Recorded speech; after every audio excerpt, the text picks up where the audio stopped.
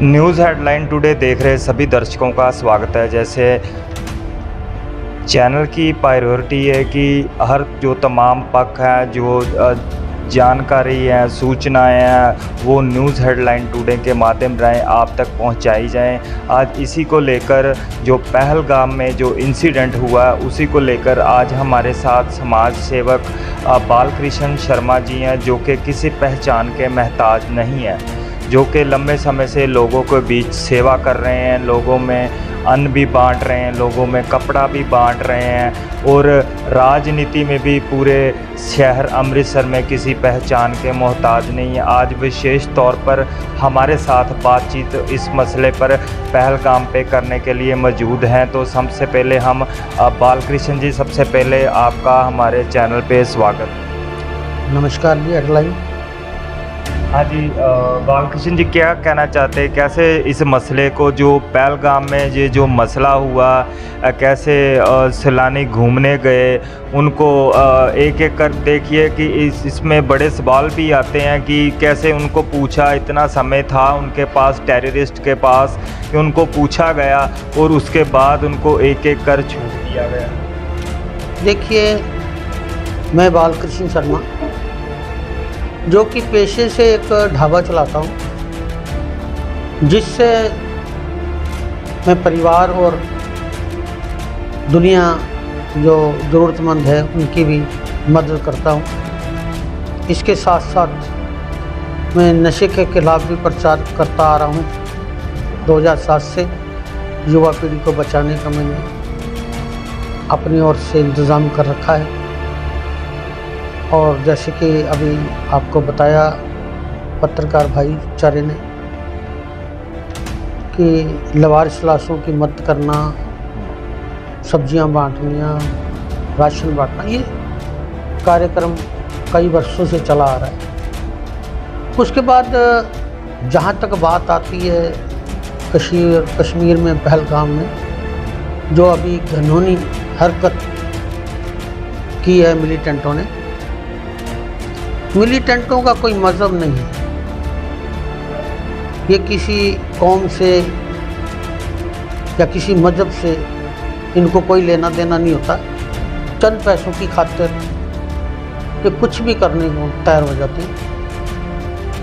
तो ऐसे लोगों के लिए सरकार को हमेशा ही तत्पर इनके ऊपर कड़ी नज़र रखनी चाहिए, क्योंकि हिंदुस्तान ऐसा मुल्क है जहाँ पर बिना भेदभाव के सभीों ने एकजुट होकर के, इसमें हिंदू, मुस्लिम, सिख, ईसाई सभी, देश को आज़ाद कराया और भाईचारे के साथ रह रहे थे, आज भी रह रहे हैं। जैसे बालकृष्ण जी आपने बताया कि सभी एक धर्म के बहुत सारे लोग हैं जो इस देश में रहते हैं, कि उन्होंने यही चीज़ को देखकर ये काम किया कि इनमें फूट डाली जाए, हाँ। इनमें भेदभाव किया जाए, जैसे सभी धर्मों के। ठीक है, मैं वही बताने जा रहा हूँ आपको, बिल्कुल यही बताने जा रहा हूँ कि मैंने कहा था कि कड़ी नज़र जो है सरकार को रखनी चाहिए, क्योंकि ये नहीं चाहते हैं कि ये मिलजुल के रहें, क्योंकि हमारे बीच में ये लोग सरकार कराना चाहते हैं।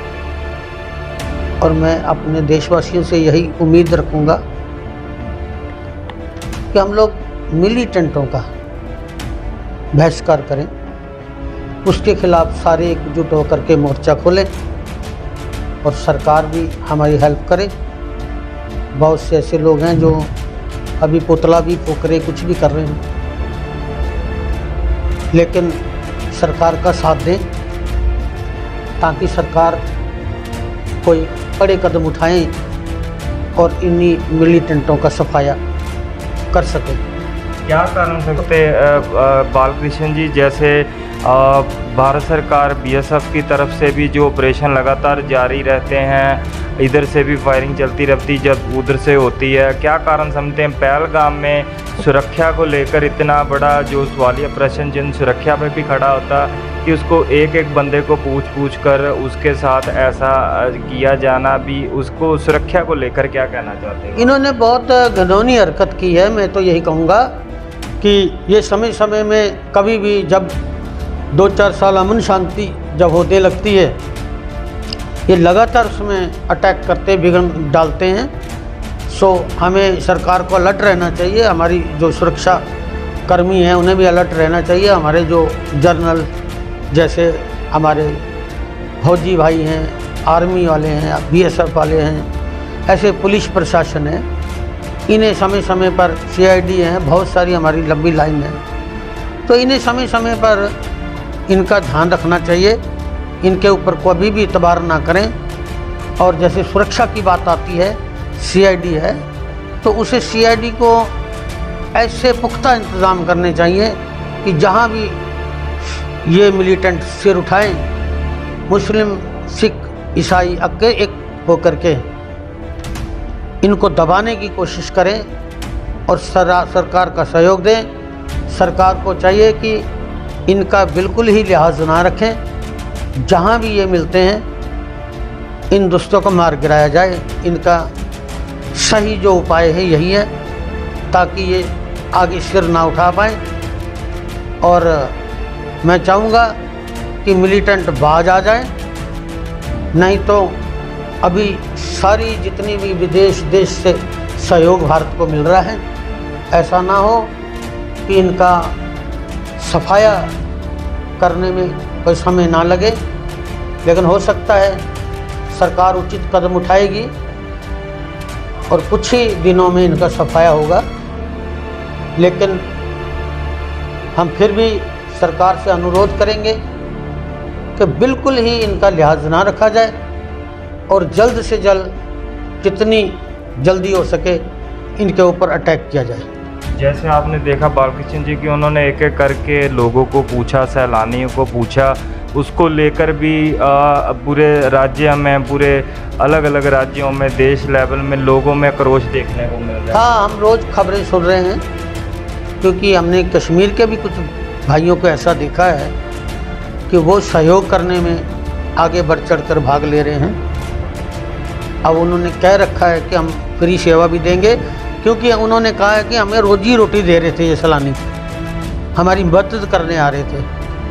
तो इनके साथ जो भी किया है गलत किया है, लेकिन वो भी मिलिटेंटों के खिलाफ हैं। सभी देशवासी एकजुट होकर के खिलाफ हैं, बहुत गलत काम कर दिया। अब बारीकी में देखा जाए तो बहुत सारी जो बहनें हैं, बेटियां हैं, विधवा कर दी। ये समय समय में ये गलत लोग हैं, ये किसी का लिहाज नहीं रखते हैं, इनका लिहाज नहीं रखना चाहिए। तो सरकार को चाहिए कि जल्द से जल्द उचित कार्रवाई करके इन्हें पकड़ करके इन्हें ख़त्म किया जाए, ताकि ऐसी गतिविधियां ये ना चला सकें। एक ये भी सवाल है सर, जैसे लोगों में डर का माहौल पैदा किया जा रहा है कि ऐसी तो कोई ज़रूरत नहीं है कि किसी को घबराने की ज़रूरत है, बल्कि सभी को एक से साथ एकजुट होने की ज़रूरत है। बिल्कुल जी, घबराने की कोई ज़रूरत नहीं है। ये तो समय समय में ऐसा चलता आ रहा है, कई बार प्रकृति का भी कुछ हो जाता है, लेकिन हमें परवाह नहीं करनी चाहिए और ज़्यादा से ज़्यादा निडर होकर के इनका मुकाबला करना चाहिए और सहयोग सरकार को देना चाहिए, ताकि मिलिटेंटों के जो है ना सिर कुचले जाएं।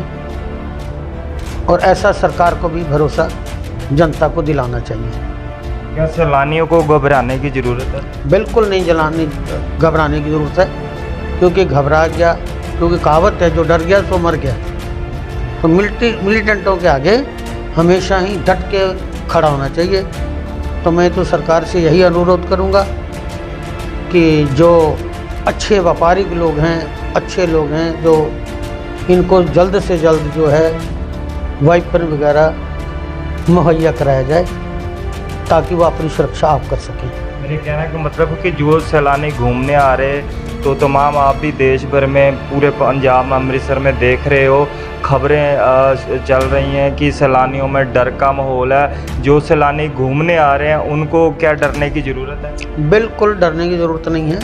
मैंने पहले भी कहा है, जो डर गया सो मर गया, डरने की ज़रूरत नहीं है। मौत तो एक दिन आएगी, लेकिन इनसे डर के जो है इनको अपने आप को इनके आगे झुकना वो गलत बात है। झुकने की ज़रूरत नहीं है। हम सभी देशवासी एकत्रित हैं, एक हैं।